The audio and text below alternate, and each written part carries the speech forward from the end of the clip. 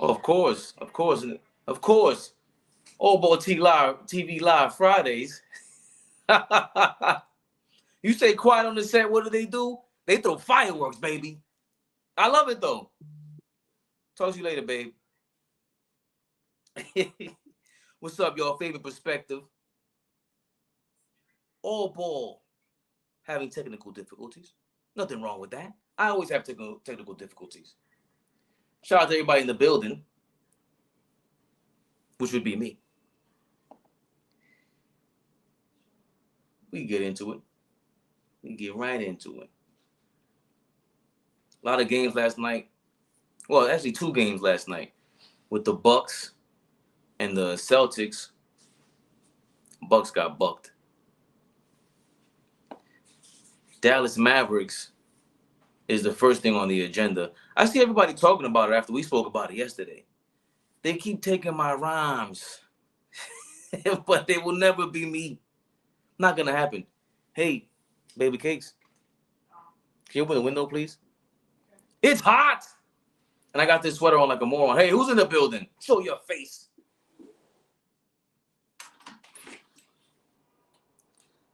They took our idea about the Dallas Mavericks. I don't care what anybody says. I did read this article, which I can't retrieve because like they give you, when you click the article, it was the New York Times, I want you to subscribe. And I'm like, no, I need a bootleg version of your website, newspaper. And then I can move on. But it was an interview with Nico Harrison, the general manager for the Dallas Mavericks. He spoke about how Luka Doncic, Kyrie Irving situation, how it's going to take some time. They were well aware of Kyrie's situation, how he is a superstar, and just they thought it was going to be better. Everything Kyrie was saying, I think these guys all meet up together and they repeat the same thing over and over again, and they know obviously what to say to the public. I haven't heard anything from Mark Cuban. I'll look that up. Let me see. Mark Cuban.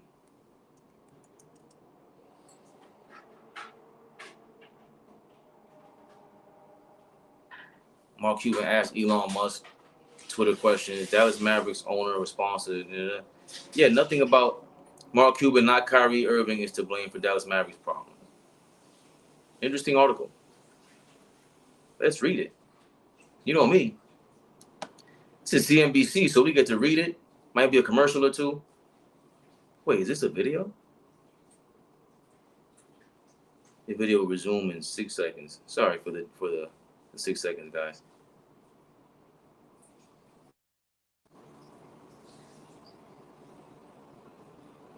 It's not often that you defend Kyrie Irving. But in your latest work, you do just that against the accusations that the Mavs collapse is his fault. Before we get into your perspective on it, this is Kyrie Irving from last night, sounding like me, letting the profanity fly. But it's this: we love Mark Cuban as a figure, right? We because of what he represents, so to speak. Mark Cuban was this young Maverick owner that came in and shook up the world, and he was vocal and he talked to the media and everything else.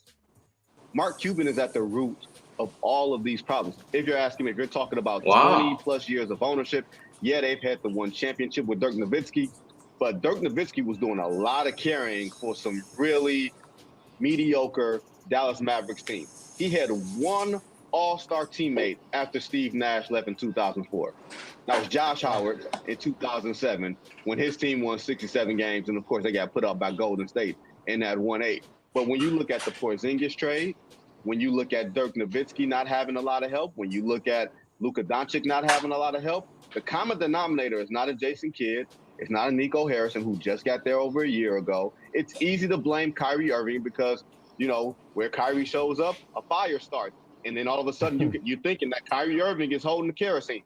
And usually he is, except in this case. And the thing was, when you traded for Kyrie Irving, you knew that you were giving up a lot of your defensive identity that helped you get to the Western Conference Finals last year. And you knew that Kyrie Irving was no type of defense. Yeah. I mean, you get it. So I've been saying that for the last couple of years. I've been saying that since Dirk was there. He didn't even touch on the fact that they got rid of Tyson Chandler. Tyson Chandler's gone now after they won a championship with him. So the year after they go to the Western Conference Finals, they let this point guard go to the Knicks. Thank you very much, Mark Cuban. And they traded for Porzingis. Who knows? That seems like a stalemate now because, like, who really won that trade? I don't know. Porzingis didn't turn out to be anything. And even with the Tyson Chandler trade, like I said, that's a Defensive Player of the Year candidate, or he became the Defensive Player of the Year with the Knicks. But he meant a lot to them.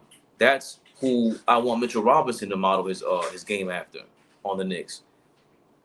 Someone who's vocal on defense and can really impact and just get a whole bunch of alley-oops. But I'm glad that he said Mark Cuban is the issue. And Mark Cuban saying it really boils down to the mistakes of the past. And hopefully he learned from that. Or maybe not. I'd rather him not learn from that and keep making mistakes and giving us silly draft picks. But yeah, it's his maybe I was really hard on Jason Kidd the other day when I said he was horrible or he may have been the problem. It is true that you just got rid of, you let Jalen Brunson go. I'm not sure how much input he had in saying, hey, let's let Jalen Brunson go. You know what I mean? I'm not sure if he pushed it, I guess, to get Kyrie. He seemed really excited, and now he doesn't. It seems like he's more or less neutral about it, or they're all depressed right now. But how much input does Jason Kidd have with the Nico Harrison and everyone else when it's his team is tailored around whatever he has going on? And I mean, I don't know how much different they want the offense to look like. Like with Luka Doncic there, a Luka Doncic offense, if he's on the ball like that, it's going to be dominated by him. The ball's going to be dominated by him, and it's not really much of an offense besides, hey, yo, Luka, grab the ball and create. And with Jalen Brunson there, they had a one-on-one player who was younger and a bunch of defenders around them who can help out. And they got JaVale McGee for what reason? You got the kid from Houston for what reason? I always forget his name, Christian Wood. He's not relevant. He had like 9 points the other night. So the Dallas disaster, I forgot to put the banner up, but, sorry about that. Oh, yeah, Dallas loses again. The Dallas disaster, I can't really, you can't pinpoint it on one person, but if you are going to blame anyone for all these things taking place, you got to go to the top. I always go to the top. Pause. With Mark Cuban. So I'm glad that he actually came out and not shielded Kyrie Irving, but they're all on the same page about this. They expected this thing to go a different direction. And now they see what happens. It doesn't just take two superstars. Again, everybody points to the Miami Heat and the Boston Celtics. These guys had other pieces around them, especially the Boston Celtics. The Celtics had James Posey, who was a 10 or 12-year vet by the time he got to Boston. Tony Allen tore his knee up, but he was there. Tony Allen became like a Defensive Player of the Year candidate years later with the Grizzlies. He became part of the fabric of the Memphis Grizzlies. That was your backup on that Boston Celtics team. What do the Mavericks have to support the two-headed monster? Going back to even with the Clippers now. The Clippers are often injured, but they're still in the playoff mix with a bunch of pieces around them. The Mavericks didn't have that. The Phoenix Suns are looking a lot stronger than I thought they would. I'm not going to lie. The Phoenix Suns are looking way stronger than I thought they would. Even though Kevin Durant doesn't care about legacy, what is he talking about? What is Kevin Durant ever talking about? These guys don't realize that in 10, 20 years, none of this stuff matters. You're 30 years old, 35 years old, you think you're a philosopher. I was there. I'm 40 years old, I think I'm a philosopher. I'm still there. But you're worth $300 million, $500 million. They're doing a lot. They're investing in a lot. So for Kevin Durant to say that he doesn't care about legacy goes against everything that he does for a living. For someone who cares about basketball that much, and to not care about legacy, is the silliest thing you can ever hear from somebody. Again, these guys love Kobe Bryant, but they go against everything he stands for. Everything he stands for. You went to the Olympics to do what? You were impressed by him because of what? And we just throw it all out the window, all because we want to play this victim. Oh, I'm sick of this. I'm not being a legacy for you. I'm doing it for me. They just sound confused, man. Just play basketball. It always goes back to that. Just play basketball. I want to pull up exactly what he said, man. Kevin Durant. What a shocker. Give me 2 seconds. Kevin Durant dismisses importance of NBA legacy. This is just crazy, man. Like, how do we just say things like that? I'm going to dismiss the importance of my legacy. And that's the headline. So let's get to the crux of it. So I don't care about legacy, told The Athletic.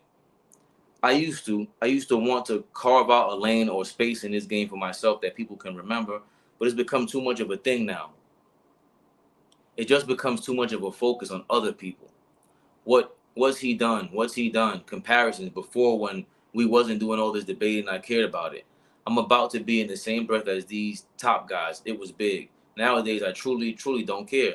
I truly just want to go out there and produce, be the best that I could be, go home, hang with my family, and that's it.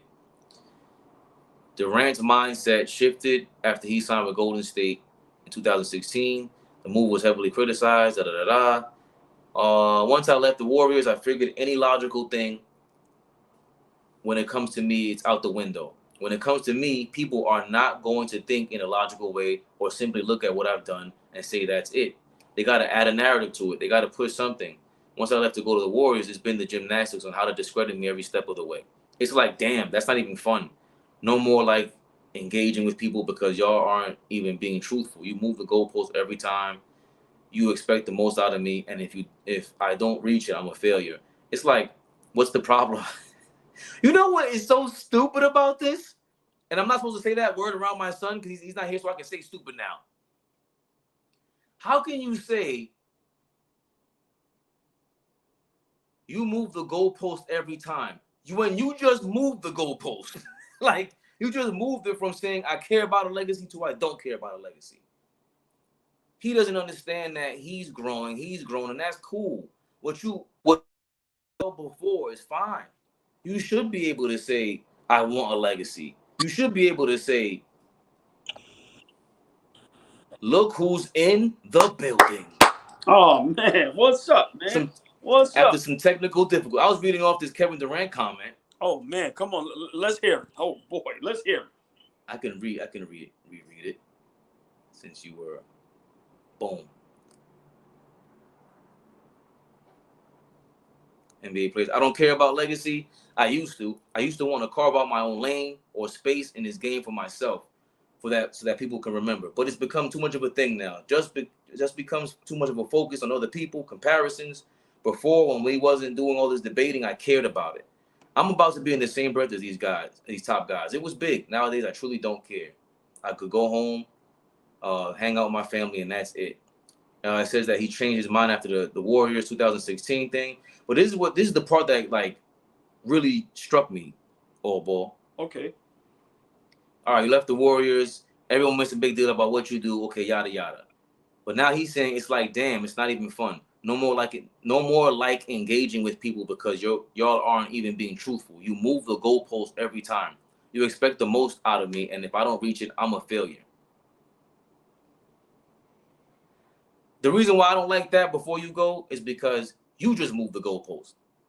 You keep moving the goalpost. You went from saying, I'm not the real MVP, my team is. When did things change from that? Now, I'm going to go off of what you just read. It didn't sound too bad at first. Let me explain why. Mm-hmm. Is it possible to just love to do something? Right. He may just love to play basketball. Now, being a talent great like that, I think you should care about legacy. I think you should care about wanting to be mentioned with the greats. You should You should want to be mentioned with Magic, Larry, Mike, LeBron, Steph Curry, Shaq, Duncan, Elijah Wan, AI. So, you know, some things shouldn't be said. If you feel like that, hey, man, it's okay. But you shouldn't say that, because what type of example are you setting for the young men and women that look up to you? I think legacy is very important in all walks of life. Whether you are a regular person working a regular job or you're a superstar like Kevin Durant. It don't sound bad, but he shouldn't have said it. Maybe this is why he is how he is. The easy money sniper. He doesn't care what team he goes to. He doesn't care about the super team thing. He doesn't care about how people feel about him or what they say, because he doesn't care about legacy. But do I believe him? I don't know. There's no way in the world you're going to tell me when people compare you to LeBron, that doesn't irk you a little bit. You can't tell me you don't consider yourself one of the greatest, but then at the same time, you don't think about legacy. So I don't like that he said it. And this is not the first time he said it. He's too great of a talent to have that mindset. I'm sorry. I respect his game, but this is why it'd be hard to put these guys in top 10, top 15 conversations. Just for that right there. What were the groups back in the day? The Manhattans, the Four Tops, Temptations is like the most iconic, right? Right.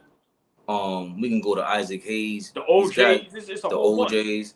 You got a lot of guys that remember this old school dude, Mr. Watson. I used to work with Mr. Watson. God bless. I hope he's all right. He's the first person to tell me back in the day, you know, these guys didn't invent that rap, right? That's been like that. So the difference is, though, those guys used to rap. The Isaac Hayes of the world, the end of a song. Right. What's the big dude? Oh, I can't forget. I forgot his name. Is it Barry White? Barry White. Oh, that's my man, Barry White. Come on, man.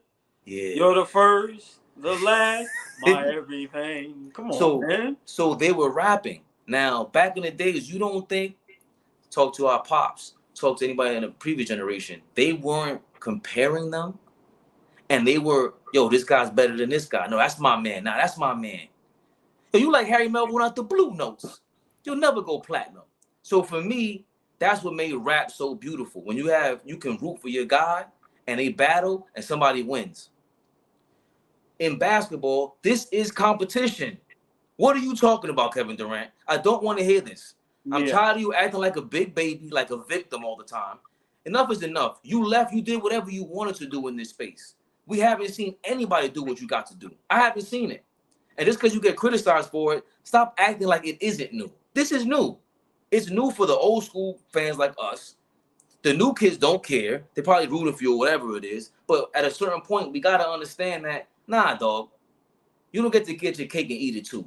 So when you, even as a big-time investor, he makes big-time investments. That's part of the reason why he was here with his man Kleiman, whatever his name was. I'm sorry. But you ain't trying to leave a legacy with that either? You think you ain't going to be competing on a business level? So let me ask you a question. Should all athletes care about their legacy? I remember I was shout out to my man B, my old barber. I got to hit him up, Brian. I remember I used those words, I don't care, one time. We were having a debate in the barbershop. No, I don't care about that. He said, yo, you can't use those words. Like you're having a conversation with someone. To say I don't care, it's silly. Knock it off, KD. Like the fact that you keep saying you don't care, it's like your girl, like, I don't care about that. It's like, oh shit, here we go. Right. Well, I just it's annoying. Well, my thing is, we all have to understand, you know, I don't know what it is to be Kevin Durant, never will, and I'm fine with that. But he has to know, with that skill set, with that superstardom, there's gonna come criticism. You're never gonna be able to duck that. But to say you don't care about legacy, I don't believe him. I really don't. I think his legacy, I think he wants to be known as the greatest small forward of all time. I do think he rivals LeBron James. I really do. I really do think he has in the back of his mind, I'm the best in the world. But once again, maybe it's hard for him to say that publicly because he knows what he's going to get ridiculed and criticized for. Oh, but you had to do this. So I don't believe him. I don't think he shouldn't have said it.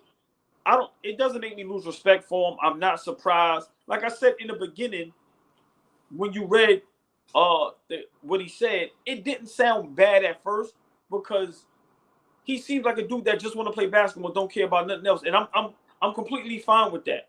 But you cannot say you don't care about your legacy when you have so many young men and women in the sports world, in the world period, that I know for a fact look up to you. So a kid that'll tell you, hey, you my favorite player. You cannot tell him you don't care about your legacy. Because are you telling me I shouldn't care about my legacy? So, I think that's just with him and Barkley, man. I think him and Barkley got a nasty little thing going. And I'm kind of getting tired of it, to be honest with you. I think they both need to just leave each other alone, honestly. Yeah. You know how Barkley was my first favorite player ever, and I even, how I feel about it. Barkley, get out of here. You full of it. Like, what is the point of continue? You keep mentioning Kevin Durant in a 60 Minutes interview. You sound crazy. Yeah, it's too much. And Kevin Durant. Now, I will go back to what I said a couple weeks ago with Julius Randle. For some people, let's say even for podcasting, to create an expectation, sometimes you could, write down a goal, write down a mission, an objective. Right. For some people, they can't handle that. They can't handle it that way because now you have this goal you gotta live up to, and it, it might make you anxious. But what might relieve the anxiety is you go, whatever happens, happens. So I get that part, but it's just the fact that the way he keeps kind of like denying it, as if, dog, this is the way the world is. If the world ended today, or we have much bigger problems than basketball. I get that aspect of it, but these things are the things that you guys say, and they echo it. And you're in Phoenix, and it's still loud. Yeah. Well, I think he should care about his legacy, and I think he's wrong. No matter how he feel, he's leaving a legacy. So him even saying that doesn't take no smoke off of you. It's impossible for you to not have a legacy. You're Kevin Durant, the 7-foot Slim Reaper, easy money sniper that at any given time could be the best player in the world. It's impossible for you to not leave a legacy. So, like I said, I'm not surprised because, like I said, KD in some ways remind me of me, meaning he's just like what he like. I know that feeling. Like what we doing here, I love it. I don't want to, but you have to deal with all the other stuff. It's impossible not to, especially at that level. So for him, I get it, but it doesn't make it right. I think he's wrong for saying that, especially publicly. You know what? Facts. Turbo says facts. I'm glad you just said that, bro, because I got to end it with that. Even though we got all the criticism and everything, the difference between us and everybody else who's famous doing this, let's not forget, KD, like you just said, you are a legend. What are we even talking about? Your career can end right now. I don't care what happens. You are a legend. Slim Reaper, we talked about the other day, one of the dopest nicknames ever, and you lived up to it. Easy Money Sniper, you lived up to it. Let's not forget that. I don't care what Nick Wright says. I don't care what Skip Bayless says. It doesn't matter what anybody says. That's why I didn't like I get the comparison with Steph Curry. Comparison is a thief of joy. They say that. But when you lose sight of it, don't ever lose sight of he is Easy Money Sniper. He is, Slim Reaper. Yeah. This is who you are, the Durantula. He was already, he earned these names. You earned that legacy. That's definitely. Right. Great point to Allball. He's a legend. Before you came on, I was talking about people who want to lose their legacy. the Dallas Mavericks. The Dallas disaster. Now, Luka and Kyrie, them two don't care. They seem like they don't care about their legacy for a fact. Once again, they lose again. Jayson Kidd. I'm a big fan of Jayson Kidd. Jayson Kidd is in my top 10 greatest point guards all time. But on AllBallTV with my brother Fabian, we got to be real because that's all we can be. He has to hold some accountability for this Dallas Mavericks disaster. He coached, what was it, Brooklyn to Jersey? Terrible. They got him out of there in Milwaukee. And now, I forgot who brought up the point. I don't know if it was Turbo or I forgot who. I think it might have been Turbo. But now we see why maybe LA didn't want to sign him as a head coach. That was Turbo. Right. Now you over there in Dallas. You have two bona fide superstars. You have, consider what everybody say. You got two of the top 5 point guards right now in the NBA on one team. And you're not in the play-in right now. Listen, man. When are we going to start holding coaches, GMs accountable for the mess that they create? Mark Cuban, we commit him for all the great things he does. Ever since Dirk Nowitzki's been gone, Dallas Mavericks have been a mess. I'm sorry. Greetings, boss man. It's funny you just said that, Allball. I just read, or we saw a video before you came on with I don't know who that reporter was, but he was talking to Michael Smith, who used to be on ESPN, and Mark Cuban came out saying this ain't on Kyrie.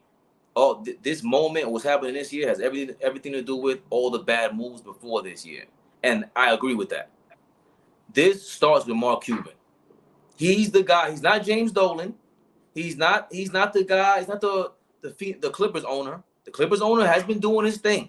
Yeah. For a guy who came from the tech world, he let the guys. He hired Lawrence Frank. They used to be a New Jersey Nets coach. He's hiring basketball people to do this. Once again, they put damn near a gag order on Mark Cuban when they won that championship. Because when they originally went to the chip, he was talking too much, and they didn't like that. The players actually said that they didn't like that. So the fact that Mark Cuban isn't speaking that much now, it's because of that. And let's not forget, they lost. All right, they just lost Jalen Brunson. They went to the Western Conference Finals. But hold on. You lost Brunson for nothing. And you traded away half your defensive core just to get another version of Jalen Brunson.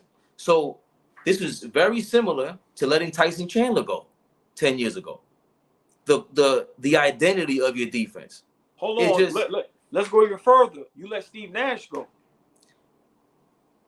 If we're gonna talk. And you're supposed to be the smart, analytical, new style owner. And the big reason why he regrets that is because the rules changed that summer. The reason why Nash went to Phoenix is because Jerry Colangelo was running the committee on the Olympics. He was also running the committee for the rule changes for the hand checking. He knew they were changing the hand checking, and he knew to go after Steve Nash that summer. Mark Cuban, smarty pants. Listen, this is what I don't understand. You let Brunson go for what? This is what I don't like. What you ain't want to pay him? That's the market.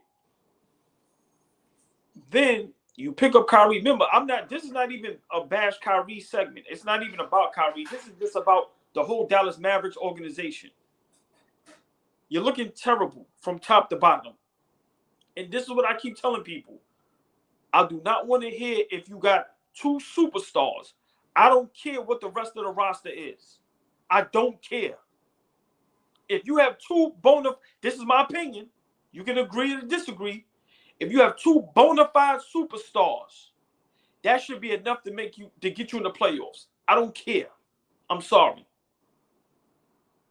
Especially if you got two of the top 5-10 in the NBA. I'm sorry. Out west, you got how many teams with two of those? Let's say care. Booker. Hold on, Booker and KD. The Clippers got Kawhi, Paul George. Lakers got Sacramento. Sacramento. You got Fox and Sabonis. Okay. No. Joker's the only one. Stay there. No. So stay at Sacramento. Mm-hmm. Before this season, if they ask you who's a better duo, Sabonis or Fox or Kyrie and Luka, what would majority of people say? I like you set me up. No, they would go. no, Luka, Kyrie. No, because you know that. Yeah. No, but this ain't no. But hold on, this ain't about you. I'm just saying. Let's talk about the masses. If we put a poll up before the season started, 99.9 would say Kyrie and Luka. Right. So even if we go in best duos in the West, they at least 5th or 6th. Even if I give you Sabonis and Fox. Where's we talked about it. Where's Joker's second all-star? Quote unquote second superstar. Right. Where's Shai Gilgeous second super? Remember, we talk about 2 superstars on the same team. Not an all-star and a star, 2 superstars. Who we argued on live. One of them, they say, is top 10 greatest point guards all time. And some people have Luka Doncic. Luka Doncic, the great. Phone calls galore. See, what I did was I turned off my Wi-Fi calling. I need a commercial for this. I turned off my Wi-Fi calling, so now you shouldn't be able to call me and disturb me. Not at all. Try calling me if you want to. Try calling me if you want to. Sorry about that. No, it's all good. I was just talking about how I turned off my Wi-Fi calling. I didn't realize you could do that because that's what it was. It's Wi-Fi calling, and you put it in airplane mode, and they can't disturb you as long as you keep the Wi-Fi on. You got to show me that. So yeah. So like I said, I'm sorry for the technical difficulties in the phone call, but I'm over. Listen, man, if it's 2 superstars, I don't care about the rest of the roster. I'm not giving nobody no excuses no more. I'm sorry. But hold on, before Kyrie got there, they was in 4th place. What's the excuse? J-Kid, listen. Mm-hmm. This might be a bit much. If I'm Mark Cuban, which I'm not, I'm probably, if he's worth $4 billion, I'm $4 billion short. If I'm Mark Cuban, and I tell y'all, I'm the panicker. We don't make the playoffs, I'm firing J-Kid. I'm not even giving him another chance. I've seen enough. I think I OD'd the last episode because we can't forget. And I was reading a Nico Harrison interview that he was talking about all this, and he really didn't say much. He was repeating everything everybody else said, how he treats Luka. He lets his open door policy with him. He tries to treat him like every other human being, whatever. But he's right. Jayson Kidd, this is a totally different team than last year, though. Like we got to put this in perspective now. These are different teammates that Luka Doncic has.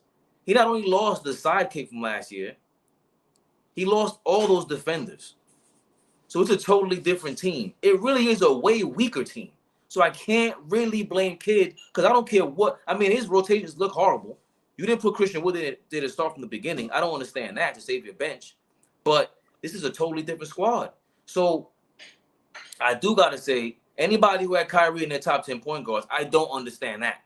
He's not a point guard, number one. Number two, if he is a top 10 talent, like we tried to convince me, why isn't a top 10 talent elevating this team with another next tier top 10 talent everybody got going on? It's a lie. But let's hold on. No. See, this is what I'm not going to do. I'm not going to bash Kyrie today. Let's switch that comment. Okay. Why isn't Luka, who's clearly the leader and that's his team, why isn't he taking them to another level? Yeah. Once again, here's the narrative. And I try to stay away from this. We go real light on the European players. I guarantee you, when this go down the drain, everybody gonna blame Kyrie. Nobody's gonna blame Luka. I guarantee you.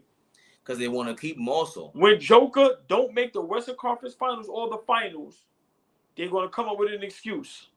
They better not. I know I won't. I'm keeping this foot to the feet to the fire. You better make not the Western Conference Finals. Now look.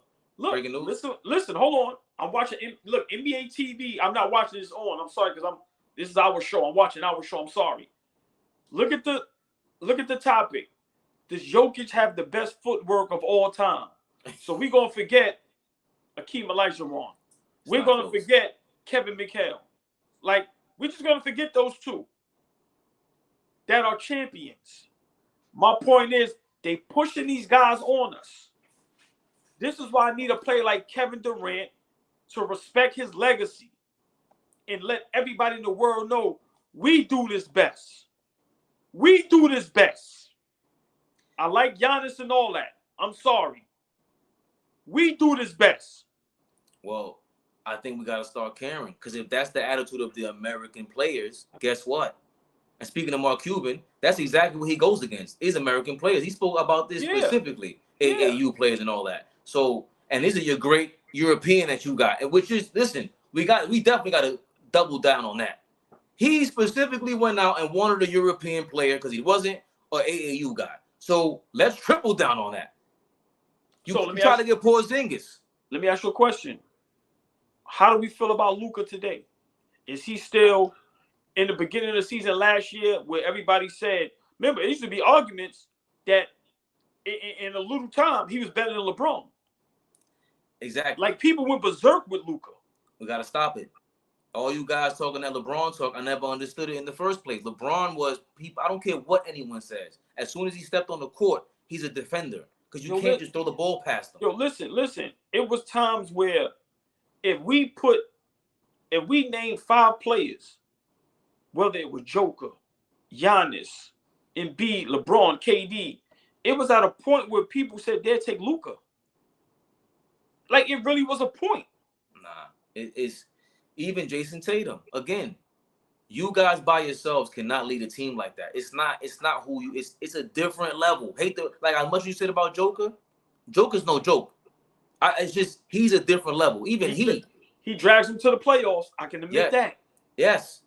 No matter who's out there, hurt teammates, everything, and he needs to watch his mouth in the playoffs. Also, he's a bit of a good player. I've seen him get kicked out of playoff games. Yeah. But when they argue everybody, shout out to Joe Rose, Luka Doncic is better than Joker. What are you talking about? What games are we watching?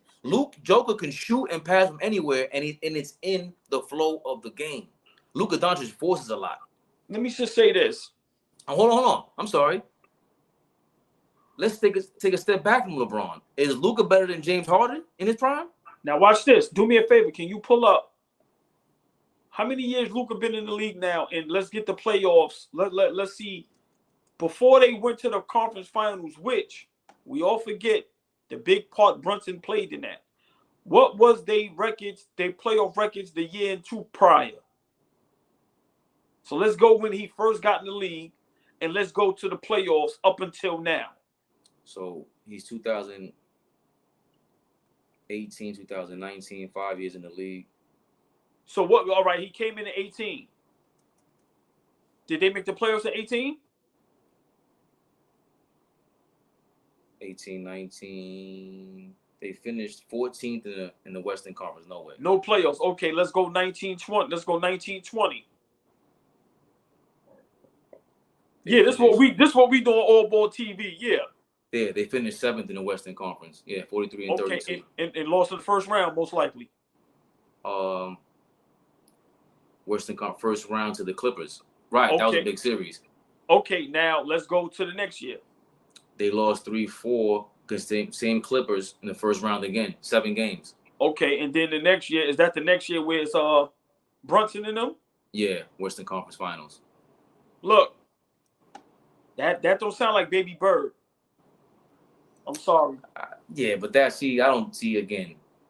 No, Kevin Durant just told you stop comparing me. No. Hold on. Listen what I'm saying. This is why I'm doing this. If you're a player that everybody let you grow into yourself and they don't put all this hype on you, then that's a little good. Rookie year, you don't make the playoffs. Your second and third year, you make the playoffs, losing the first round. Your fourth year, you get to the Western Conference Finals. Hey, I ain't got no knock on it. But if y'all telling me he's the greatest thing since sliced bread, he's one of the greatest y'all ever seen. Hey, man, Van Gundy the other night, Jeff Van Gundy said, right now, Luka is top 75 greatest all time. Luka himself said it's easy to score in the NBA. It's sweet over here. If all those things are not said, then everything is smooth. But nah, everything is nah. So at the end of the day, I'm trying to tell you my opinion, and this is going to hurt some people's feelings. Tad bit overrated. tad bit overrated. He's not doing nothing nobody else is doing. He's not the only one averaging 30 plus. He's not the only one getting to the plate. Trae Young averaging 28 and 12. Shout out to Ryan Hamilton. He's always compared him to James Harden. And I almost stopped watching basketball because of James Harden. I don't like that sort of game. All that dribbling and stuff. He's a better passer than James Harden, but now at this point, you can't, you go through whatever in your life, whatever's happening, God bless. But at the same time, you can't be a sore loser. Right. Can't be a sore loser. Can't act like a spoiled child. No matter what's going on. Doesn't seem like it's going right for the Mavericks. All right, cool, but nah, you're right. Like, even LeBron was a sore loser. I didn't like LeBron the way he used. It's the way you go about doing things. You could cry. You could cry. We talked about it. Chris Bosh cried and Embiid cried, but not like this. Yeah, I don't care about crying. That's your passion. I'm not. Listen, you can cry all you want. My thing is 2 superstars on the team and you in 11th place. That's a problem for me. So miss me with all this. Listen, bro, I don't want to hear it no more. I don't care about the rest of the roster. Get it together. Y'all superstars.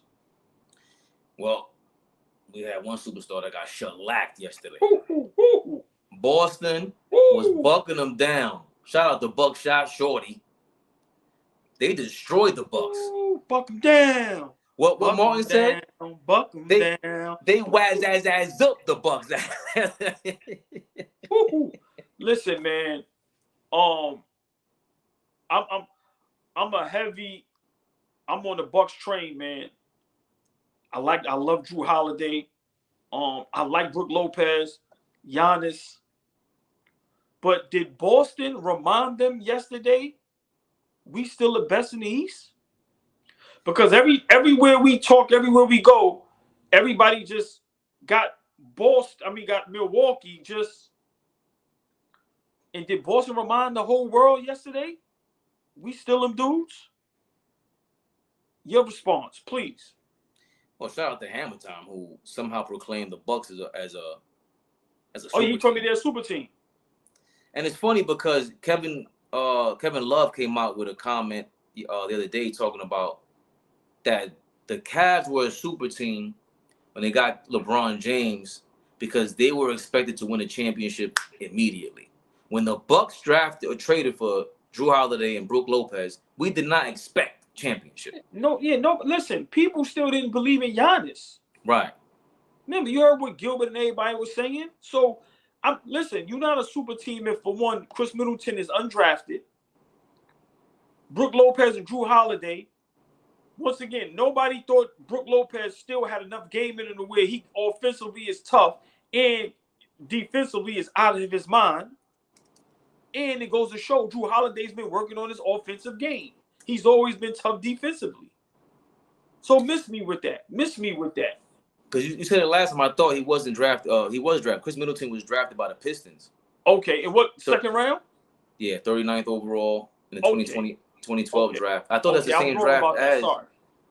Yeah, that's the same draft as. I think it's the same draft as Giannis. I'm thinking VanVleet might not have been drafted. VanVleet is definitely. I think he's like the most. He's probably the best undrafted player ever. If I'm not mistaken. So I probably was thinking about that. So I was wrong. I apologize for that. So, well, we gotta stay on our square. Jaylen Brown 30 points. Jayson Tatum 40, 13 of 20 shooting, 12 of 18 shooting. They were killing. 8 of 8 from the free throw line. They got all their free throws. Giannis 24. Chris Middleton 13. Oh my God! You know what? Our boy didn't play, right? Did he play? Who? Holiday. Oh, he did. He only had 6 points. Listen, forget the 6 points. Where was you defensively, you and Giannis? It was over. Who was guarding Brown and Tatum? Oh, my God. It was over. But you remember, last season in the Eastern Conference Finals, it went this way. It was up and down. Every game they were down by 30. They came back. That tipping after the missed free throw that Milwaukee won, I think it was in Boston.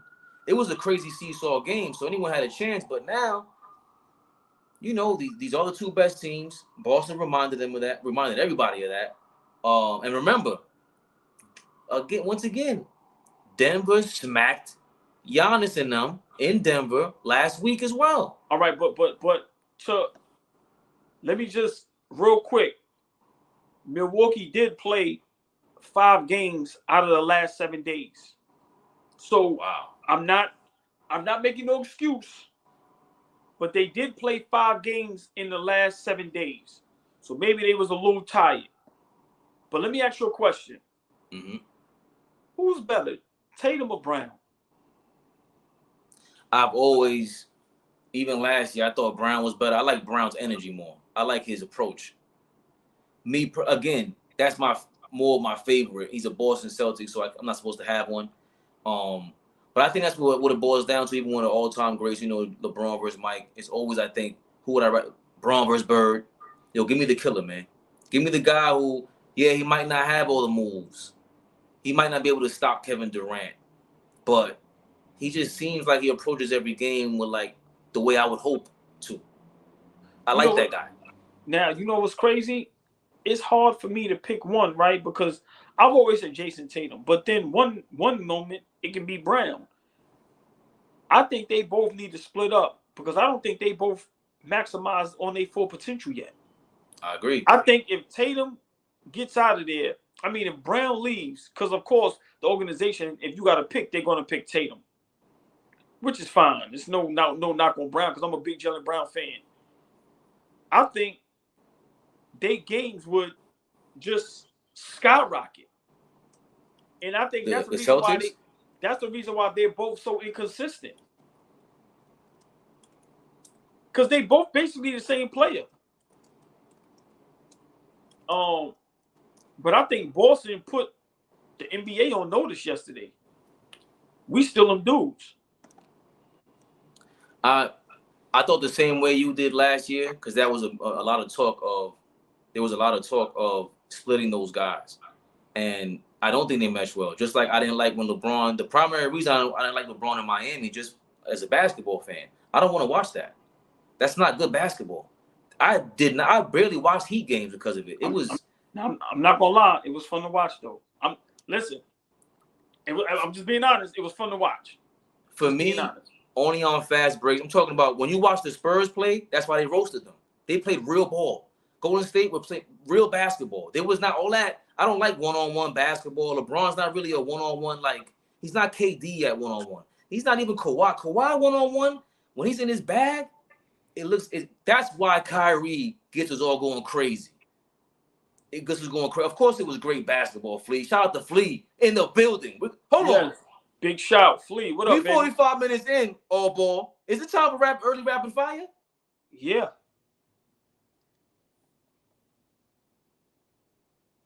Get ready, Flea. Get your mic ready, Flea. If you can't be on camera, don't be on camera.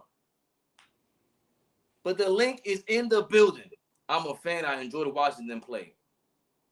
I hear you, boss man. I hear you. But I'm saying for me personally, that's the reason why to me, Jayson Tatum and Jaylen Brown, they're taking turns out there. That ain't basketball to me. That ain't what the Lakers in the 80s, the Bird in them in the 80s, even, this is why I said before, Brandon Ingram and Zion, in my opinion, are the best tandem in the league because they fit like this. If you go to, what's the best duo of all time, Allball? Probably Scotty and Mike, man. Why? But hold on. This way I'm gonna give you a little pushback and disagree. Please. Tatum and Brown is successful, man. Conference finals. I'm just saying, and I'm just being honest. I like watching them.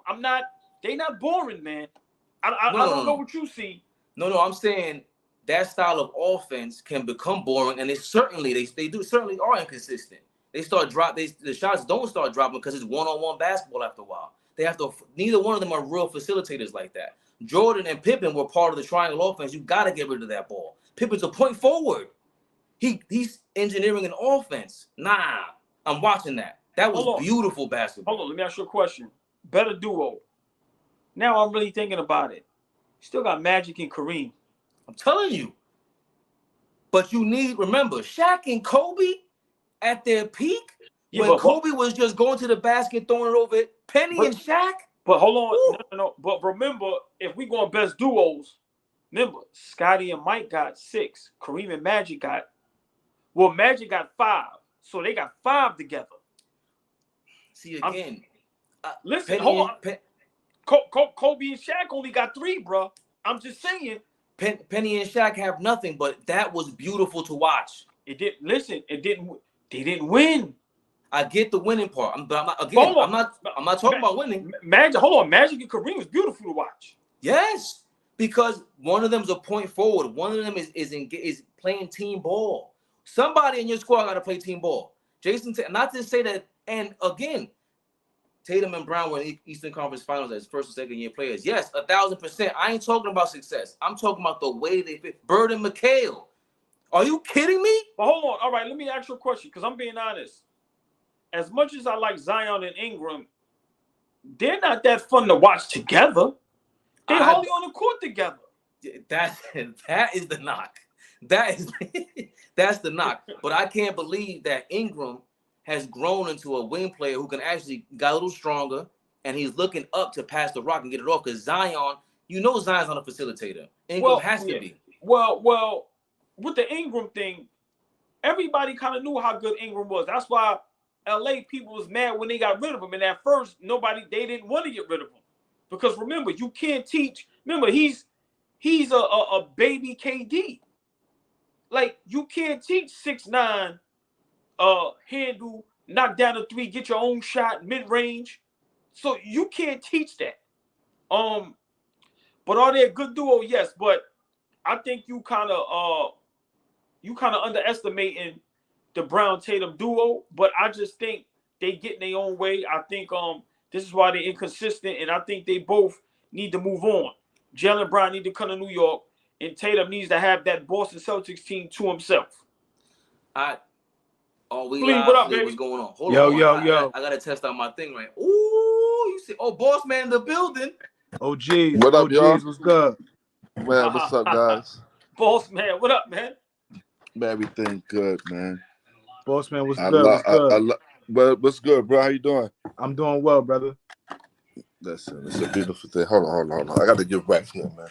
You guys don't like how I set up my screen right here, man? I don't want to disrespect nobody, We gotta get right.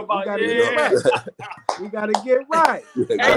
I love all y'all to death, man, for representing. Yeah, thank you, man. Thank you, man. This is what we do, man. Come on. All ball.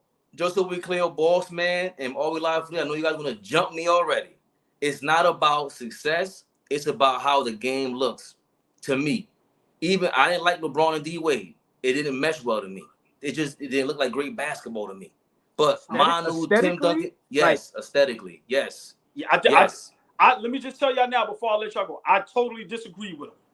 Yeah, that 4-year stretch was beautiful. I'm sorry, like I mentioned in the comments. I don't know if y'all saw it, but Kobe and Powell together was, I feel, very underrated. They almost won 3 in a row. That's a good point. Without losing to Boston, that's 3. If they beat Boston that first time, that's 3 in a row. And you got one guy that's unselfish. Hold on. Fleet always sneak in a super dope point. No. Like, because nobody, like you said, nobody even thinks of that. And right. I'm being honest. That Powell and Kobe Lakers, Turbo, what up? That Powell and Kobe Lakers, yo, man, they was fun to watch. Yo, listen, like that 08 they lose, 09, 10 they win back-to-back, 11 Dallas gets them out of there. Dallas got them out of there.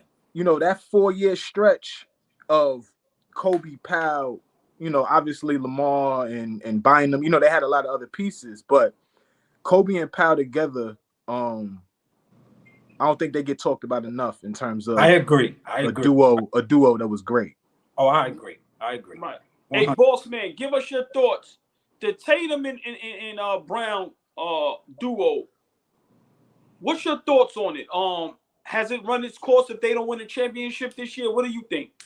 Nah, man, you know, not at all, because all this is chemistry, man.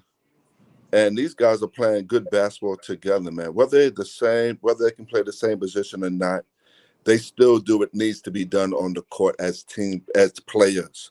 And they execute very well. You have to guard both of them. You cannot leave one open, or one of them will give you 40 points, other one will give you 35. So that's what makes that championship so tight. And they can play defense. They play defense.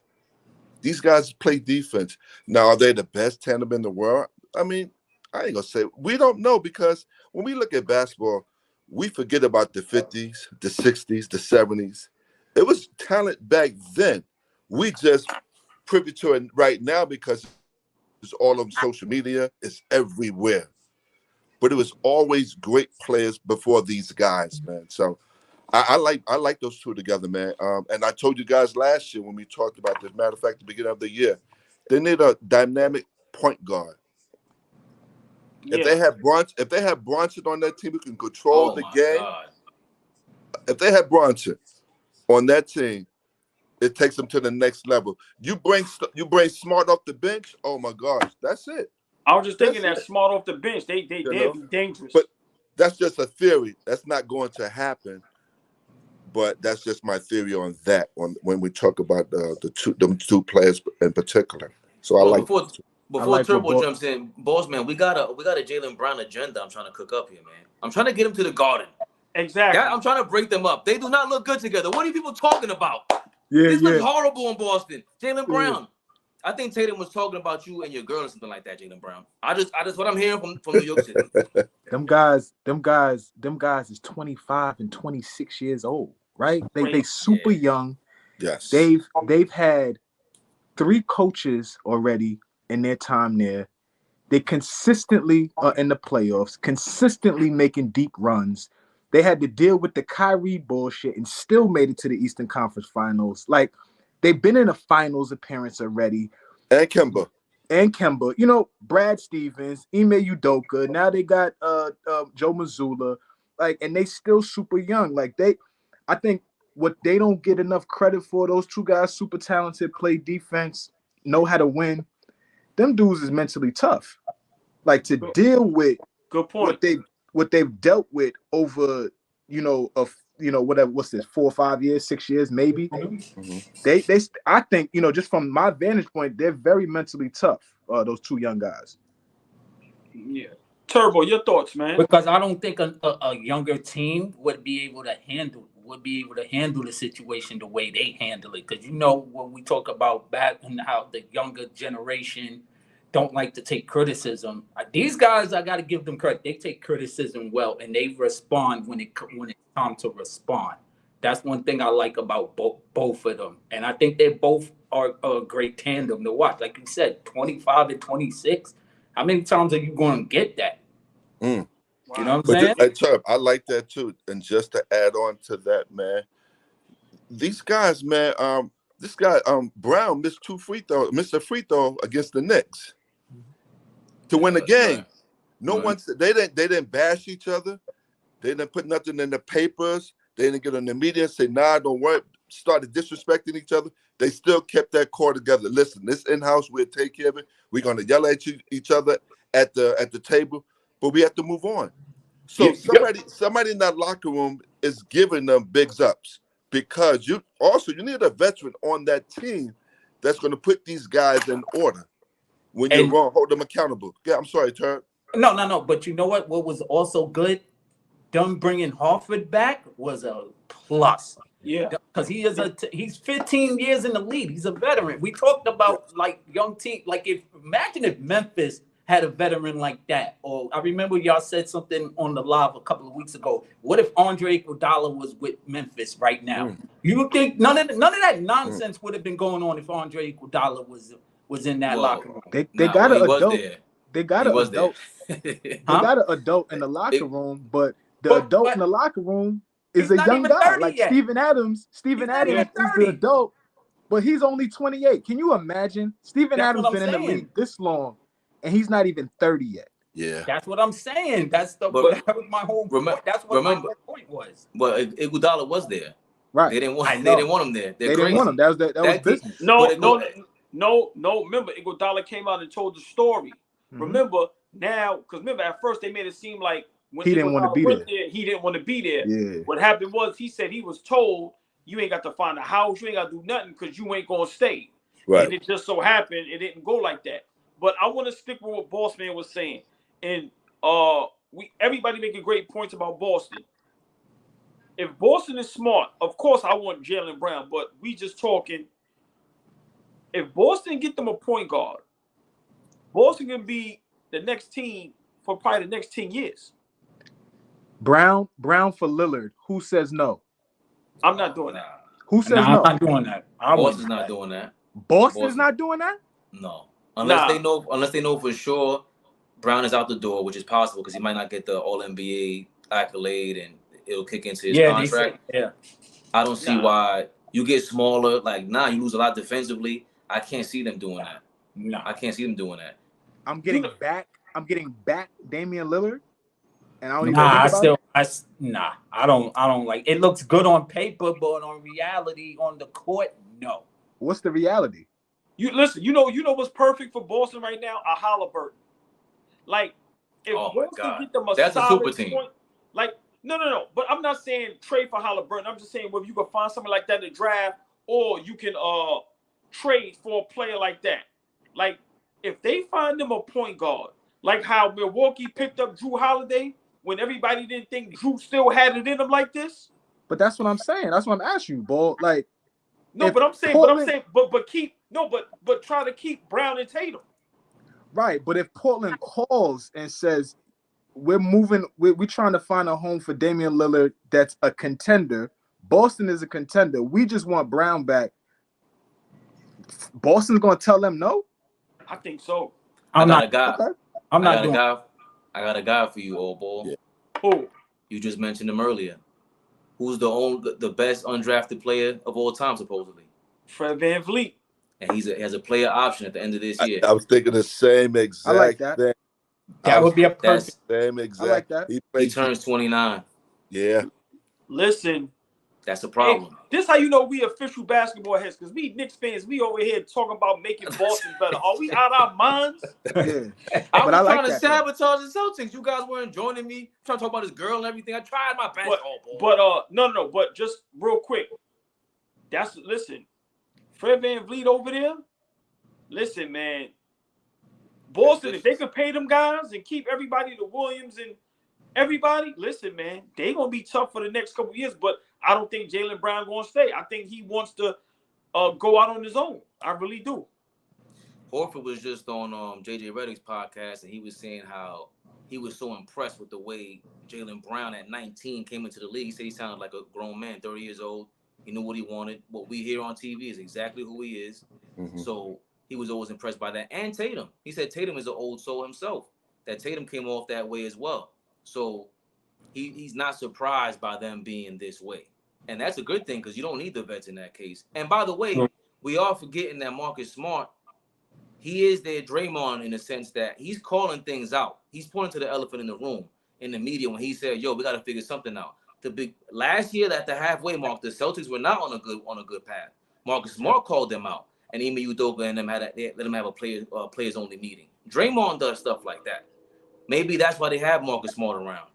That's a part of the reason why. They didn't turn that corner till like January of last year. Once January hit, they hit the ground running.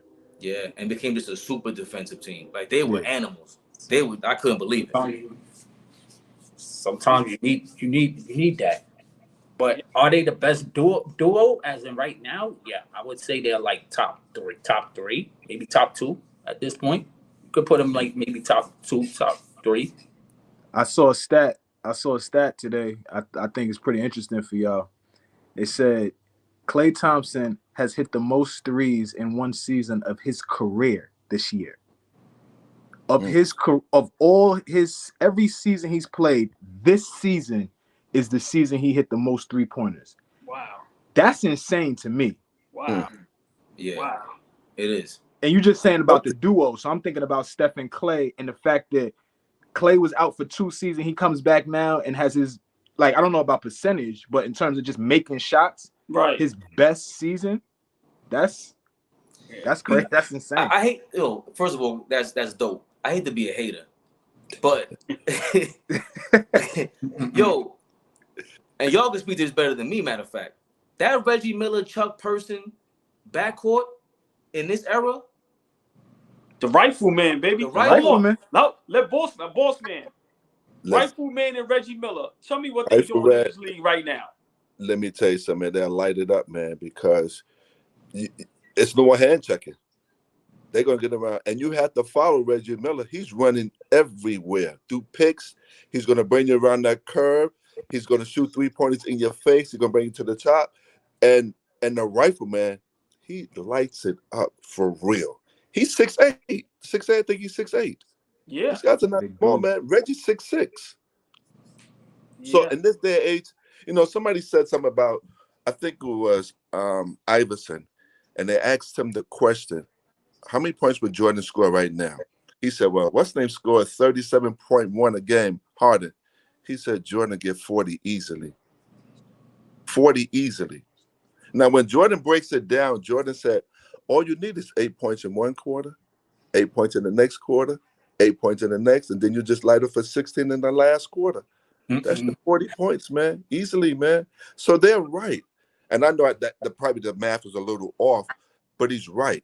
Jordan would score 40 points because he's so skillful. Our guys these guys are talented.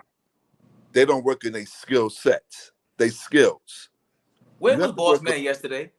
Huh? Where was Boss Man yesterday? But Boss Man, it's one player that I had a lot of work to do at the job, man. They had me tied up.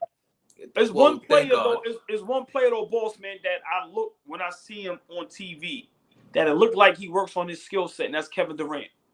He gets to his spots. I think there's a lot of guys like that. Like Devin Booker is a guy that gets there's a lot of guys in this league that gets to their spots. That gets to whatever they want. Like right. Kawhi gets whatever he wants. You know who's underrated though for this though? What's up, Boss Man? Kyrie, man. No one gets a lot of credit, man. Go, Boss Man. Go. He is the most skillful person in the league. Footwork, jump shot, bringing the ball up, handling the basketball, dribbling, everything. He is so skillful, man. He should have been in the 75. It's so disrespectful. That man was on the 75, man. On the top 75. It's nowhere in the world. It's nowhere in the world. That was a disservice to them. They was totally wrong for that. Forget it, Boss Man. I'm glad you. I mean, Boss, everybody on the screen. There's a lot. I got extra love for you today, baby. Yes, sir. I love it. We was having fun. We was having fun with that Kyrie topic last night. We definitely was having fun. Man, but that was a great point, Boss Man. That was definitely a great point, man. Let's go. What's the next rapid fire? Go ahead, Turbo. Go ahead, Flea. I just want to ask a question real fast. And if this takes us on a tangent, kill my question and y'all get back to what we doing. But the OGs had me pissed off last night. I love y'all, but y'all had me pissed off last night. What happened, Flea? What, Flea? What happened, But let me ask y'all a question. I was very young.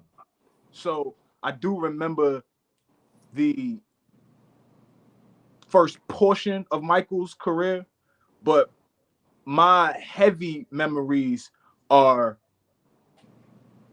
probably 96 on, right? Heavy memories, very vivid for me. As a kid, I watched it, right? But being invested is when he comes back after baseball.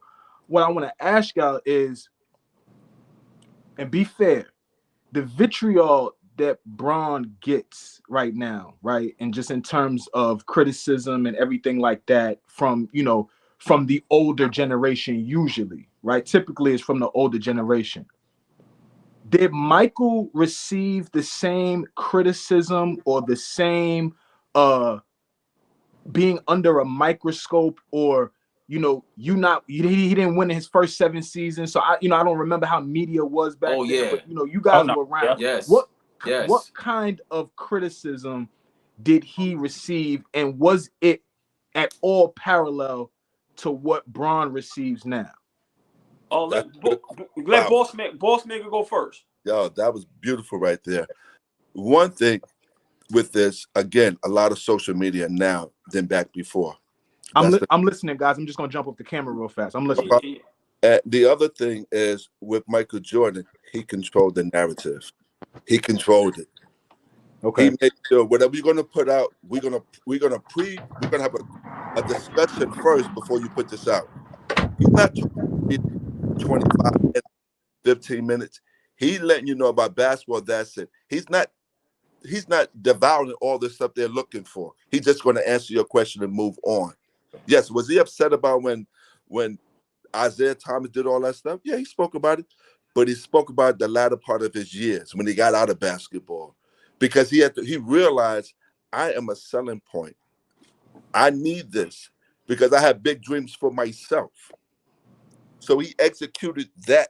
So what I'm getting at, and what I see, that he just controlled the whole narrative of that whole story, in my opinion, what I saw, what he did.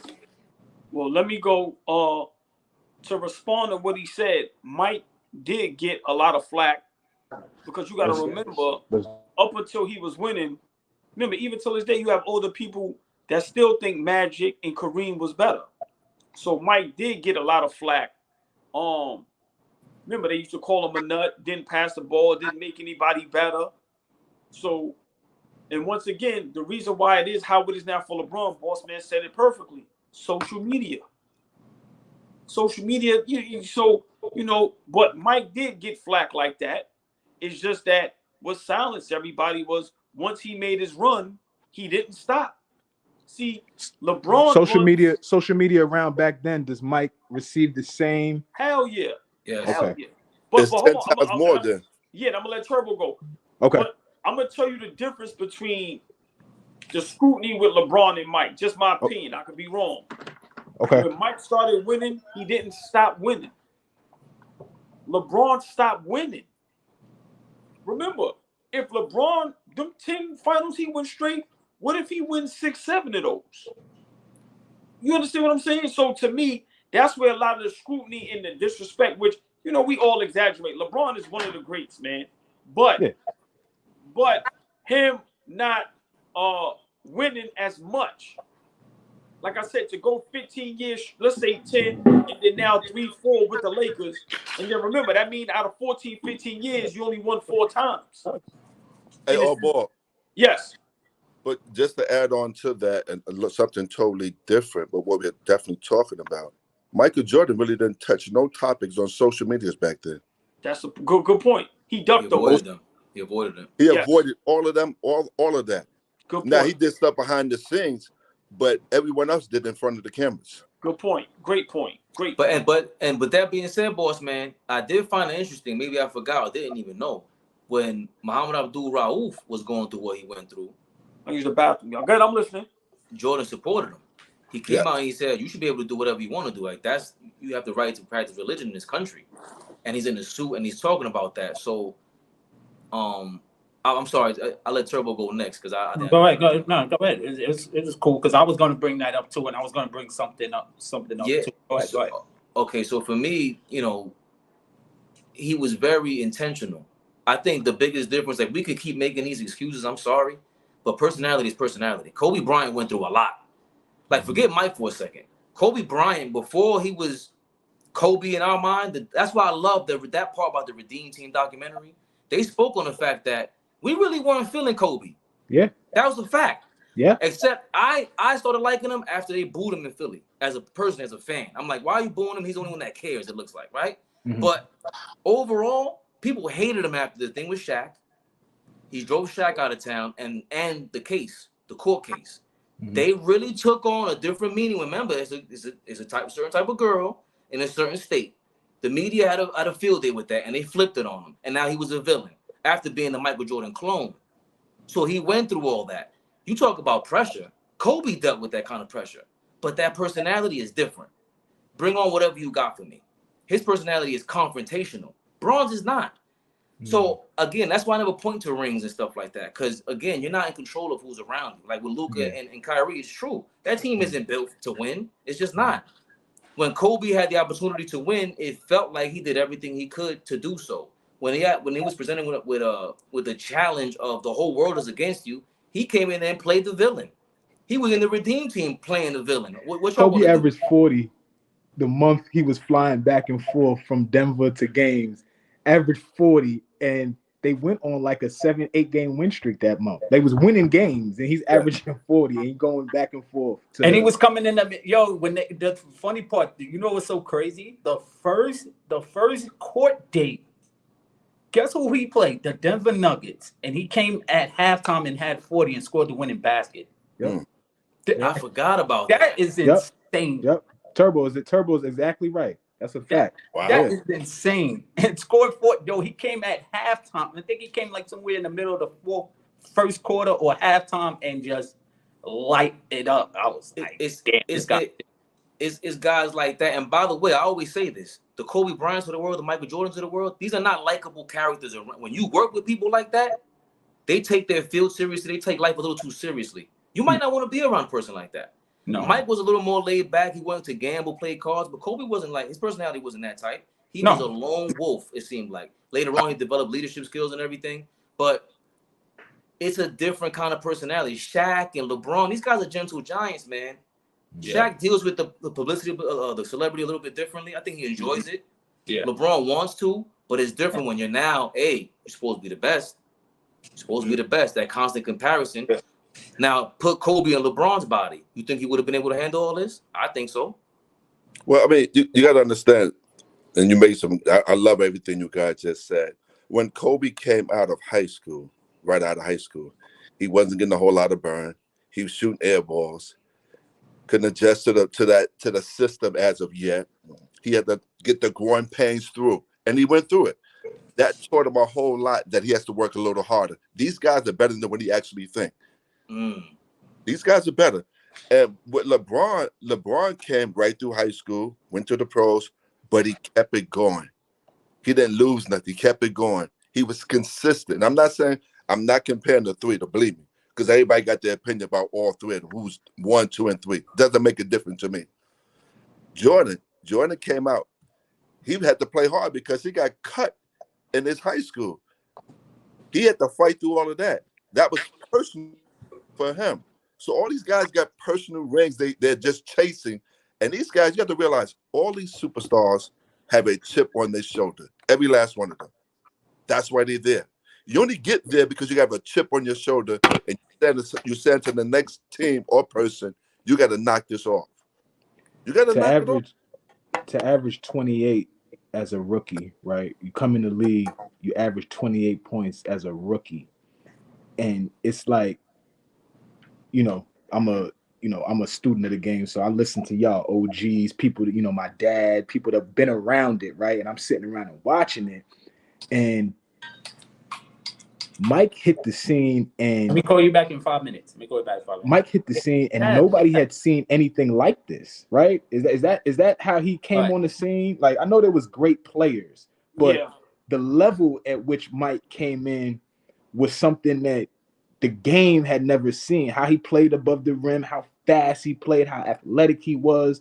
I know there were the Dr. J's, the David Thompsons, those guys that played over the rim, but Mike was like all encompassing, like of all of that shit. Yeah. Like, I wish I was like around to watch that first, 5-6 years where he had to, just figure shit out. But, from me watching old film and just being a student, he was incredible, like, coming into the NBA. Nothing that the league has ever seen.